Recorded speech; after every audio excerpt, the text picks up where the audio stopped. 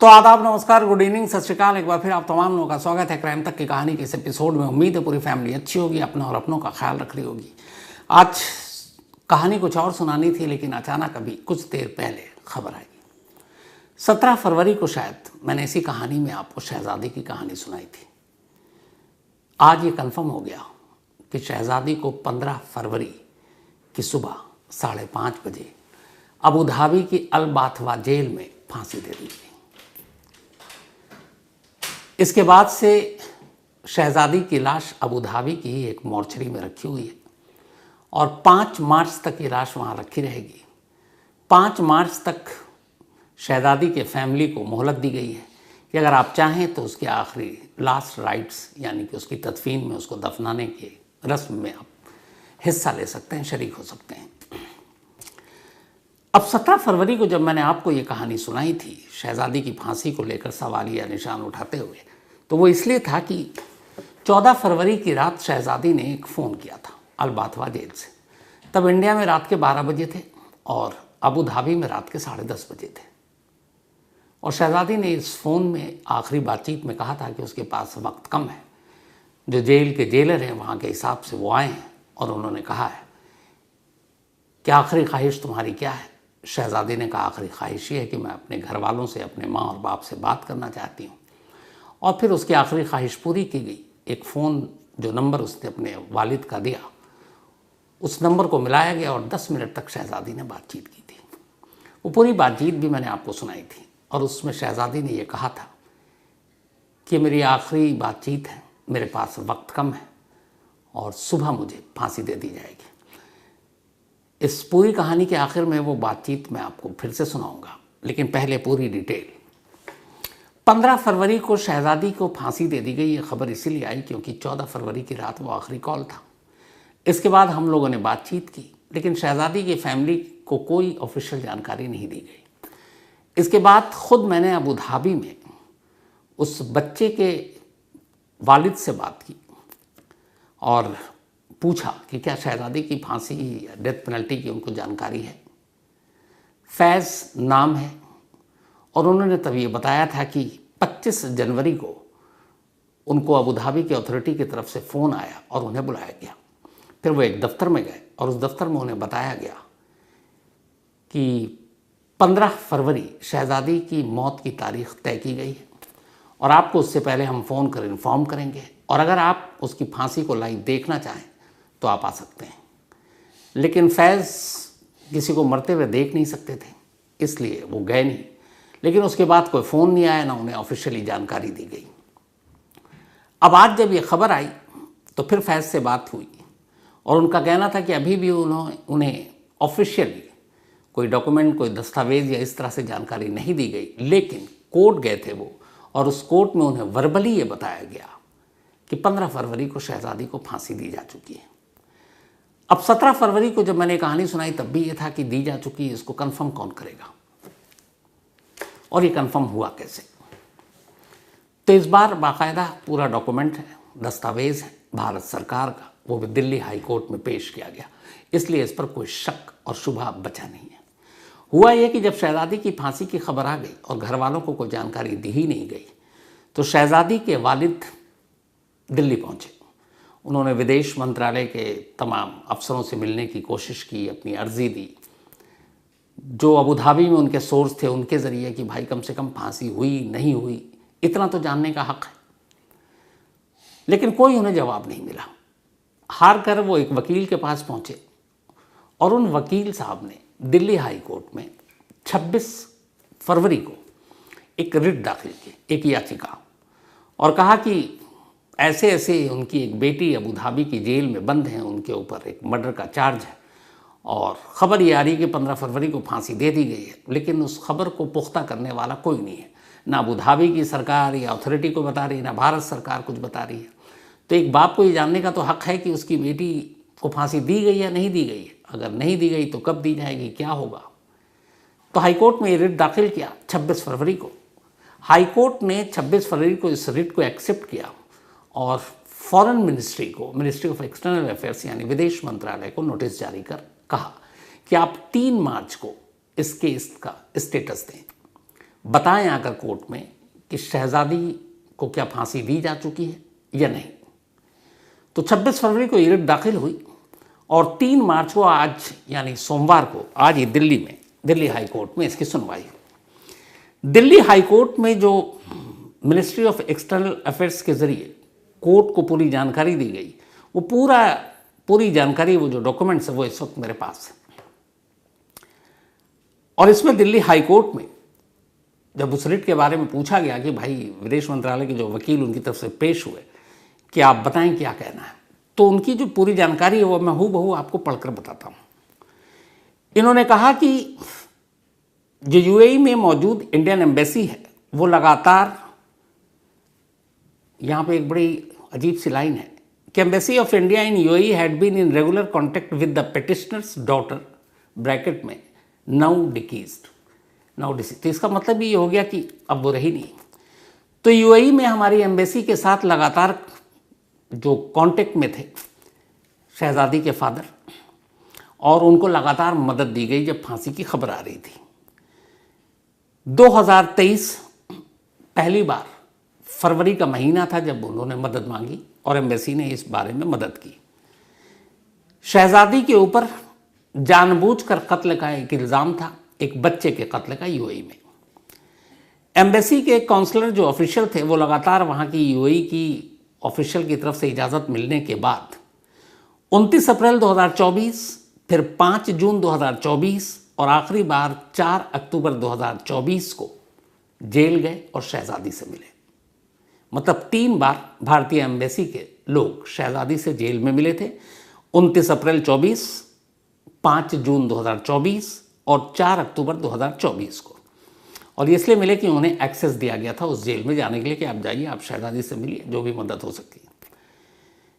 इसके बाद Indian embassy जो है वो यूएई अथॉरिटी के साथ लगातार संपर्क में था।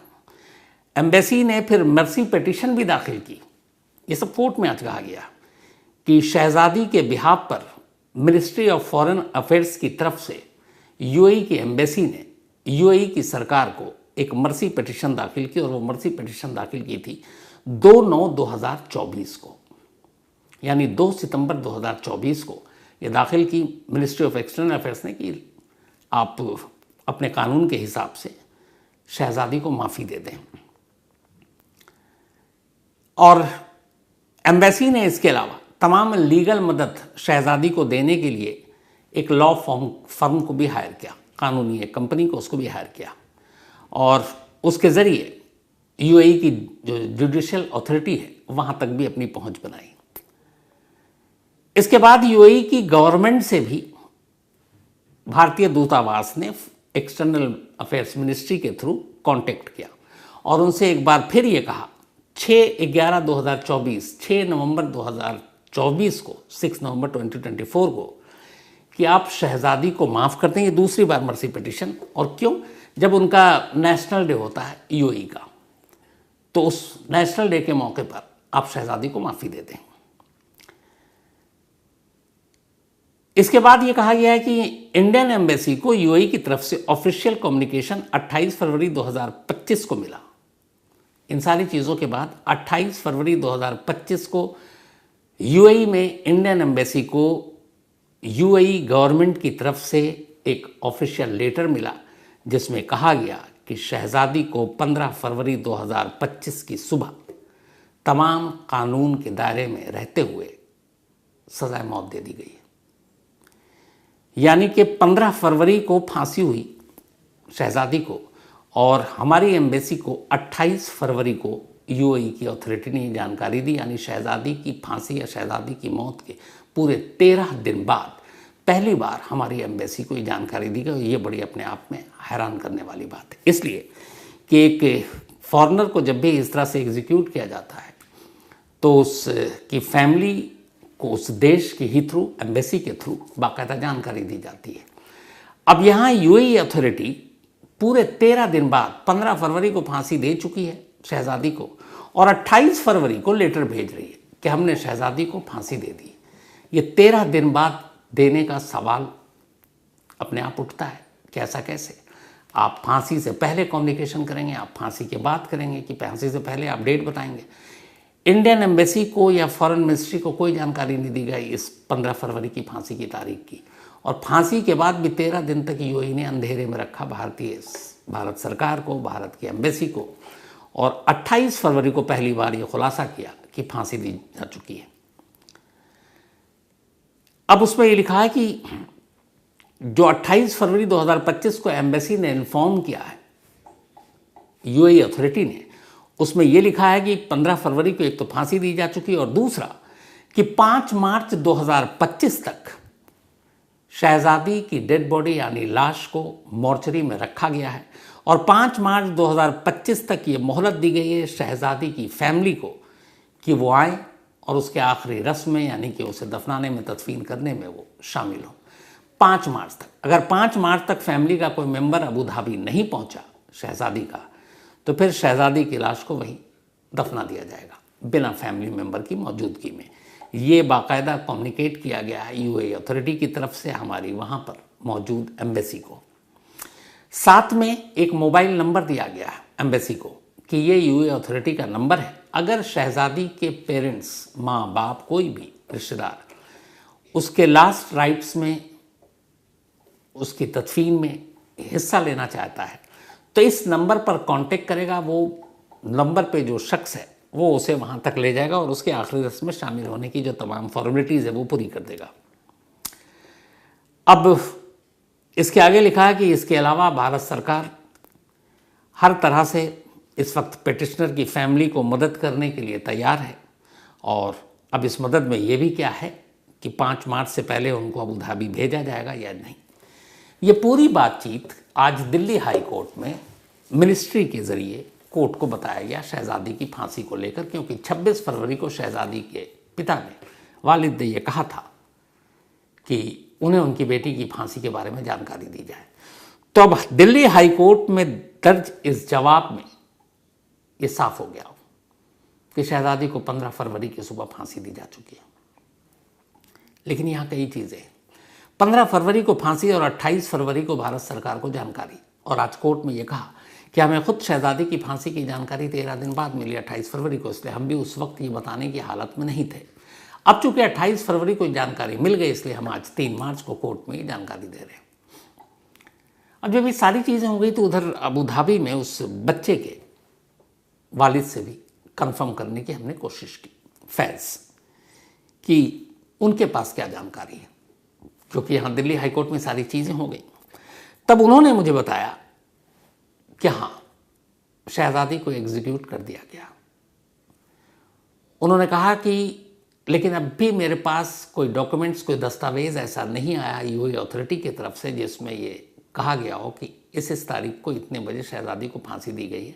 लेकिन फैज़ का ये कहना था कि वो कोर्ट गए थे कुछ दिन पहले और कोर्ट में उन्हें वर्बली बताया गया कि आपके बच्चे का कत्ल का जिस पर इल्ज़ाम था, इंटेंशनली जानबूझकर कत्ल किया था, उस शहजादी को फांसी दी जा चुकी है। वही डेट जो उन्हें बताया गया था 25 जनवरी को कि 15 फरवरी को दी जाएगी। तो फैज़ को भी कोर्ट में वर्बली ये बता दिया गया कि शहजादी को फांसी दी जा चुकी है। दिल्ली हाई कोर्ट दिल्ली में आज ये ऑफिशियली बता दिया गया कि शहजादी को फांसी दी जा चुकी है। शहजादी के पिता इस वक्त दिल्ली में, आज वो कोर्ट में मौजूद थे और अब उनकी एक ही मांग है भारत सरकार से भी कि शहजादी की लाश को कम से कम भारत लाने की इजाज़त दी जाए। लेकिन हमने जो पता किया उसके हिसाब से अबू धाबी की अथॉरिटी या सरकार शहजादी की लाश को भारत नहीं भेजेगी, उसे अबू धाबी में ही दफनाया जाएगा। बस जो बताया गया, जो इन्फॉर्मेशन वो ये कि हाँ, उस दफनाने से पहले अगर फैमिली का कोई मेंबर पहुंच सकता है तो लाश को दफनाने में, आखिरी रस्म में वो शामिल हो सकते हैं। लेकिन अब ये कैसे जाएंगे? क्या इन्हें जाने की वक्त पर इजाज़त मिल पाएगी? क्योंकि आज 3 मार्च है और 5 मार्च तक की मोहलत है। हालांकि यूएई के वीज़ा में बहुत ज़्यादा मुश्किल नहीं आती है, तो ऑन अराइवल भी है, तो कायदे से कल भर का वक्त है। आज 3 है, कल 4 है, परसों 5 है और वहाँ की कोर्ट के हिसाब से 5 मार्च तक ही इंतज़ार किया जाएगा। 5 मार्च के बाद शहजादी की लाश को दफना दिया जाएगा। तो अब कायदे से 24 घंटा है। अभी जिस वक्त मैं आपको कहानी सुना रहा हूँ, इस वक्त भी शहजादी के फादर यहीं दिल्ली में हैं और अभी उन्हें खुद पता नहीं है कि वो कल तक निकल पाएंगे कि नहीं निकल पाएंगे। हालांकि एम्बेसी की तरफ से उन्हें एक फ़ोन नंबर दिया गया, सारे असिस्टेंट, सारी मदद की बात की गई है, लेकिन वो आखिरी रस्म में शामिल हो पाएंगे कि नहीं, ये अभी भी सवाल है, क्योंकि उन्हें खुद पता नहीं कि ये सब कुछ कैसे होगा, क्योंकि अब मोहलत कम है। अब यहाँ ये देखिए कि 15 फरवरी को फांसी हुई, 13 दिन के बाद 28 फरवरी को यूए अथॉरिटी, वहाँ की सरकार, एजेंसी, हमारी दूतावास को जानकारी दे रही है और 28 फरवरी को ये जानकारी दे रही है कि बस 5 मार्च तक हम इंतज़ार करेंगे, उसका लाश को दफना देंगे, फैमिली का इंतज़ार भी नहीं करेंगे।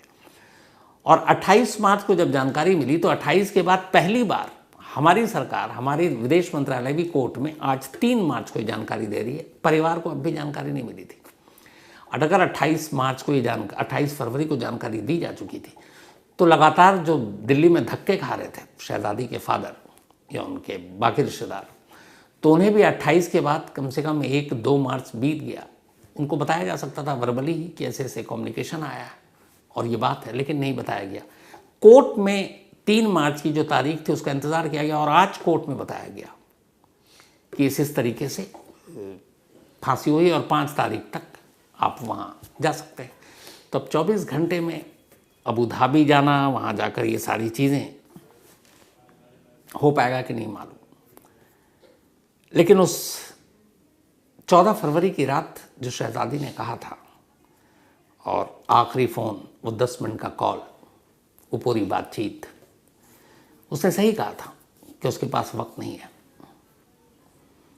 उसे ये कहा गया था कि उसे अलग कमरे में शिफ्ट कर दिया गया है और ये भी उसने कहा था अपने घर वालों से, अम्मी अब्बू से, कि जिस लड़के के ख़िलाफ़ एफआईआर दर्ज कर रखी है, जिसके ऊपर इल्ज़ाम था कि उसने गलत तरीके से यूएई भेजा था उसके ख़िलाफ़ तमाम एफआईआर जो दर्ज किए हैं वापस ले लो।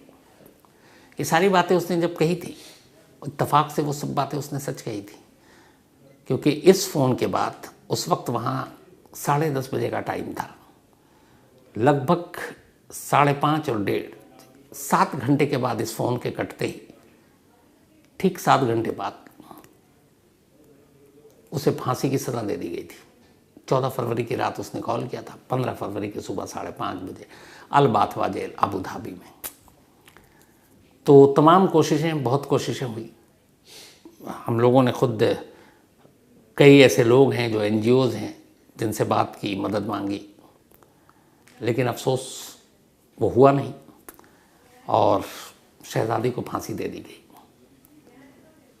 अब बस यही है कि उसके फैमिली वाले वहाँ मिल पाते हैं कि नहीं मिल पाते हैं आखिरी रस्म में। लेकिन चलते चलते वो जो आखिरी 10 मिनट की बातचीत थी, मरने से पहले जो शहजादी ने अपने घर फ़ोन किया था, मैं चाहता हूँ वो आखिरी 10 मिनट की बातचीत एक बार आप लोग सुने। तो इस आखिरी बातचीत के साथ आप सभी को छोड़े जा रहा हूँ। हेलो हेलो, हाँ बेटा। पापा अस्सलाम वालेकुम। वालेकुम, कहाँ हो गए बेटा? है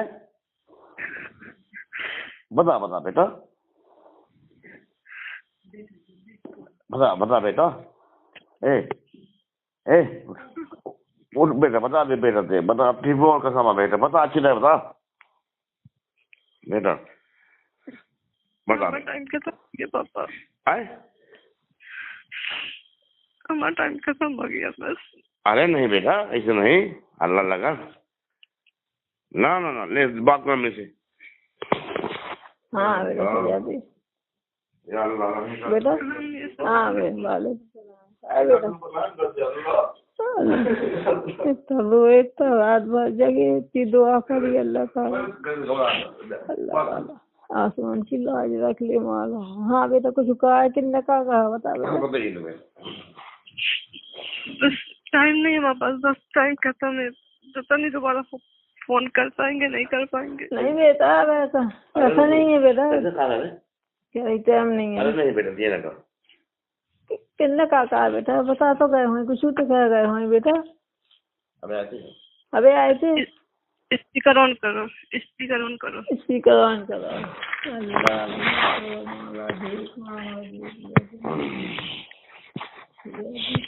या अल्लाह।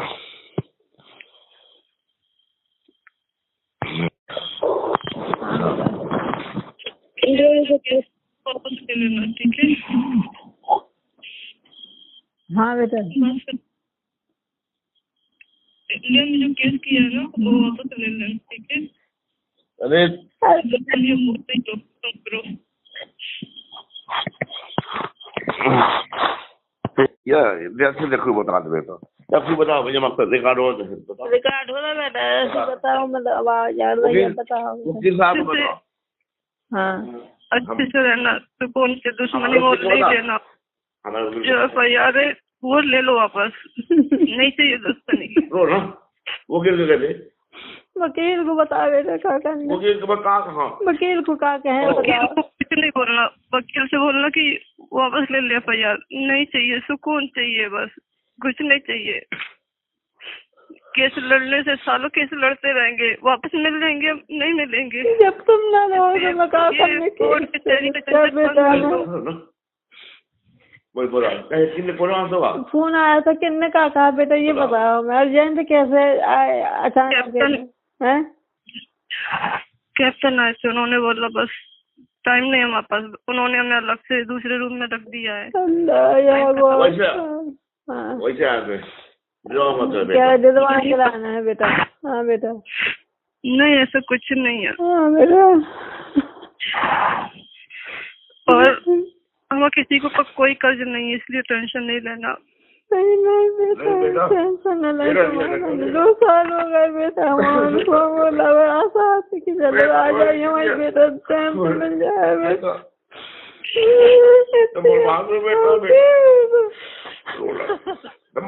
बेटा बेटा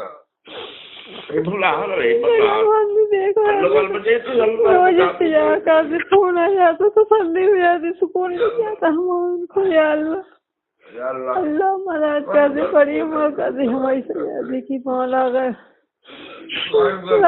जगह बेटा हिम्मत नहीं है तो भी मदद करें, लगे तो हमारी कोर्ट कचहरी बंद कर देना, नहीं करना हमारी वजह से भाग दौड़ बंद कर देना सब।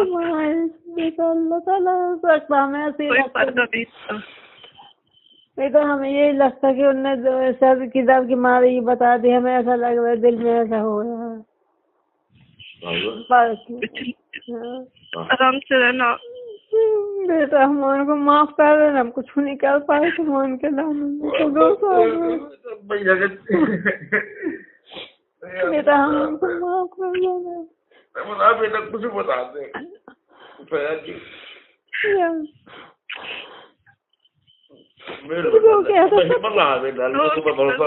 अल्लाह को बड़ा मालिक बेटा। कल से परसों से हमें अच्छा लग रहा था सयादी, हम कह रहे थे कि कुछ ना कुछ अल्लाह ताला अचानक हमें सयादी हो सकता है तो पहले छोड़ रहे, उनके दिल में रहम आ जाए, हमें ऐसा लगा था। कल परसों नहीं बताया पापा से, हम कैसे कैप्टन ने बोला कि शायद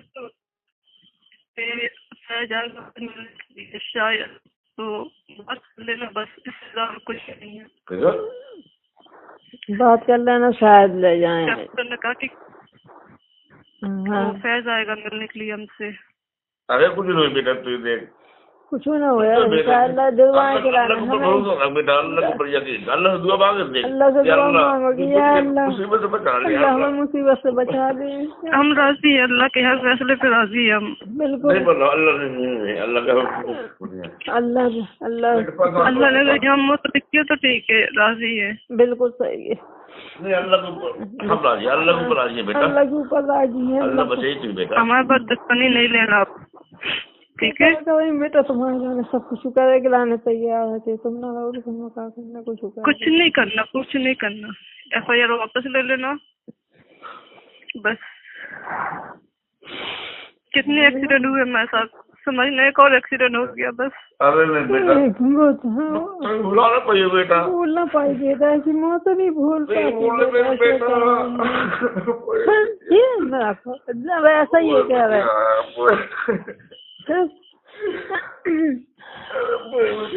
बाजार का तो दीवार कोड आ गया, बाजार का तो कुछ 2 दिन क्या चलो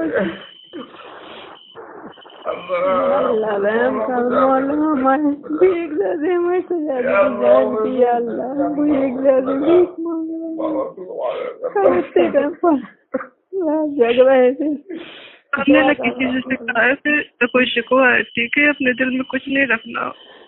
हमने किसी के साथ अगर कुछ किया है गलत, लास्ट बात कर, अगर इसी को हो तो ये लास्ट बात करके देखा रहा है, उनसे बात करें, लास्ट बात करने अगर कुछ होता है तो लास्ट बात कहना लास्ट बात करा मीटिंग कौन करवा कहना मेरी आखिरी ख्वाहिश है ये बस।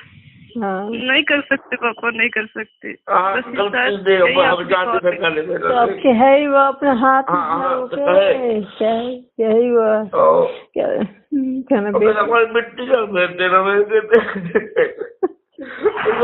भेज देना मारेगा माफ कर देना मैं कुछ नहीं कर पाया तुम्हारे मिट्टी भेज देना दे देना कहना आखिरी नहीं कर पाएंगे कुछ। सब करना ला इलाहा पीठो कलमा पढ़ना अल्लाह से दुआ करना 24 घंटा कलमा अबे बच्चों के बैठो दुआ मांगो बस अल्लाह से दुआ मांगो बेटा अल्लाह है फैसला करने वाला है बेटा अल्लाह फैसला करने वाला है मौला वो बदल सकता बेटा वो हाल बदल सकता बेटा वो हमारे दिल में पता नहीं क्यों कल परसों से जैसे अच्छा सा लग रहा अंदर से खुशी की महसूस हो रही है तुम तो सकता बेटा या अल्लाह मौला नहीं परेशान, ठीक है ठीक है बेटा अल्लाह ताला को अब हमें कोई बता बेटा और बता पापा से और बात नहीं मैं सब सुन ली मैं वो सब सुन रही बेटा समझाया जाता अपनी बिटिया को लड़की है कर दिया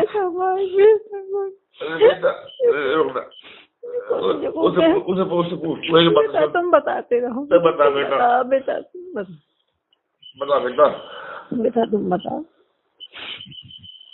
मुझे कहाँ गलती हुई बेटा मुझे गलती क्या हुई बता मेरे बहुत कोई बेटा سوف ينتهي توقيت المكالمة خلال دقيقة واحدة.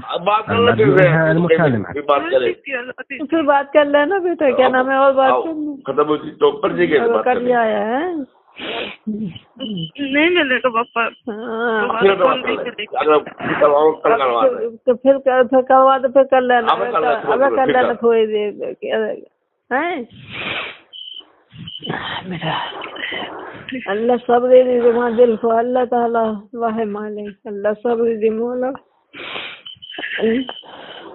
अल्लाह बेटा सबको मारेगा अल्लाह या अल्लाह उन्हें कभी न बख्शा भी नहीं है बात कर बेटा क्या तो कहे ही वो बता दिया करवाएं तो कर ले फोन कर जाएगा। हाँ कर जाएगा मुंबई चले आना, ठीक है। परेशान हाँ कर जाएगा मुंबई चले आना, ठीक है। परेशान हाँ कर जाएगा मुंबई चले आना, ठीक है। परेशान हाँ कर जाएगा मुंबई चले आना, ठीक है। परेशान हाँ कर जाएगा मुंबई चले आना, ठीक है। परेशान हाँ कर जाएगा मुंबई चले आना, ठीक है।